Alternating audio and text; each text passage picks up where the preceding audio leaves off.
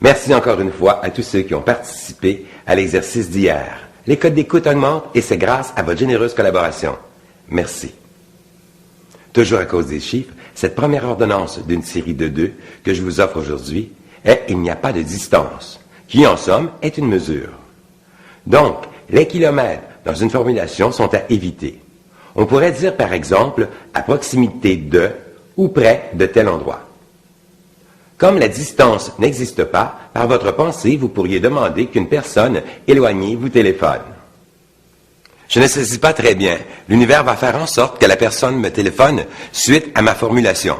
Certainement, mais attention, il faut employer toutes les règles, les ordonnances et aussi les lois que nous étudierons dans les jours à venir.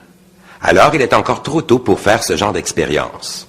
Oui, mais, je te répète que chaque pensée que nous émettons prend 1 seconde à faire le tour de la Terre et nous revient. Donc, c'est par ta propre pensée que tu te lis à la personne à qui tu veux parler. Et si ça ne marche pas, c'est impossible. Si tu respectes toutes les notions, et si jamais cela arrivait, quand tu reverras cette personne, elle te dira qu'elle voulait te téléphoner, mais qu'elle n'avait pas ton numéro. Ou encore, qu'elle l'a fait, mais ton répondeur n'était pas en fonction, ou que ta ligne était toujours occupée. Mais tu auras ta réponse. Finalement, je ne peux pas faire autrement que te croire. Aujourd'hui, tout spécialement, je vous offre la 2e ordonnance de cette série de 2. Donc, il n'y a pas de mesure. Il est tout à fait logique que les mesures soient exclues des formulations.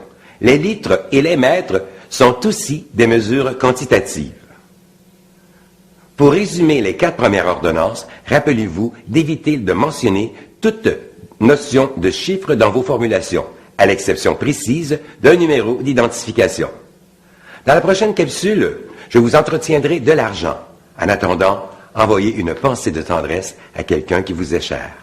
Ciao!